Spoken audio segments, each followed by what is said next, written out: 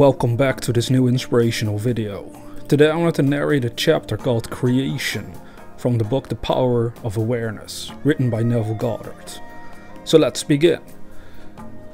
I am God, declaring the end from the beginning and from ancient times things that are not yet done. Isaiah 46:9 and 10. Creation is finished.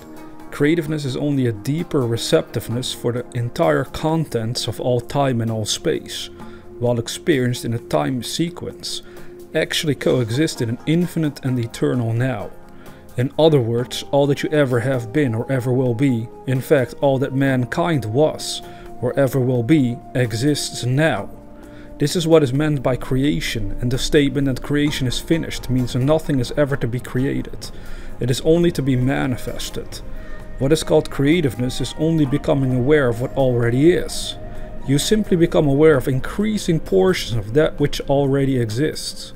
The fact that you can never be anything that you are not already, or experience anything not already existing, explains the experience of having an acute feeling of having heard before what is being said, or having met before the person being met for the first time, or having seen before a place or thing being seen for the first time. The whole of creation exists in you, and it is your destiny to become increasingly aware of its infinite wonders, and to experience ever greater and grander portions of it.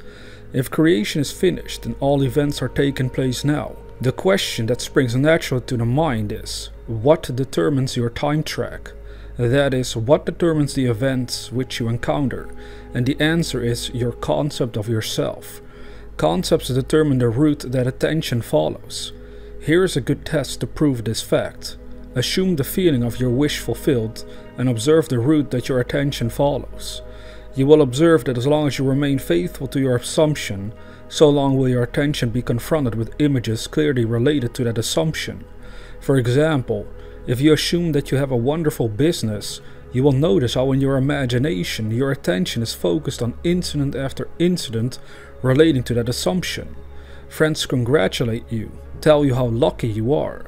Others are envious and critical. From there your attention goes to larger offices, bigger bank balances and many other similar related events. Persistence in this assumption will result in actually experiencing in fact that which you assumed. The same is true regarding any concept.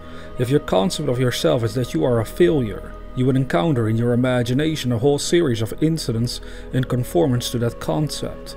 Thus, it is clearly seen how you, by your concept of yourself, determine your present, that is, that particular portion of creation which you now experience, and your future, that is, that particular portion of creation which you will experience.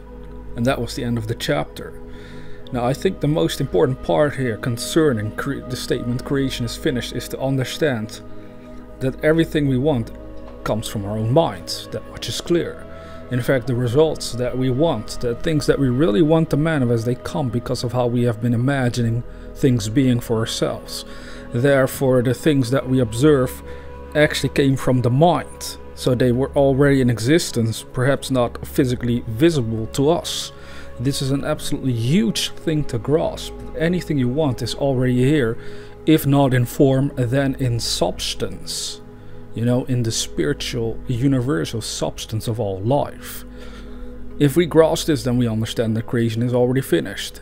That's what it all comes down to. But I think the most important part here concerning this chapter is where Neville stated that if you focus in a particular way on what you want, then incident after incident will show itself inside your imagination, and I can confirm this is true for myself as well. If I focus intensely on something that I want to realize, I start to see more and more clearly and specifically things that would relate to the manifestation of that dream, and therefore I feel more and more compelled to go for that dream. A stronger desire starts to grow within me to make it happen. But it is also true that if I think something is impossible, and especially if I were to dare to even imagine it being impossible, I start to feel worse and worse. And that's not good. That's not what's going to help us. So you have to make that distinction for yourself on how you're using your mind. And if you do that right, then you'll see and feel actually yourself being lifted up from within your own being. You feel lifted up emotionally and mentally to watch your own dreams because they already exist. It is already created. It already exists within you. Creation is finished because through consciousness you connect with whatsoever you want, whatsoever you desire. But it's up to us to open up our consciousness to watch it so that it can show up in time-space reality. That's what this is all about. So really think about it and then use it, and use it wisely. Now, if you're new to this channel, consider subscribing to receive inspirational videos on a regular basis. And with that being said, dear viewer, never forget that we are the dreamers.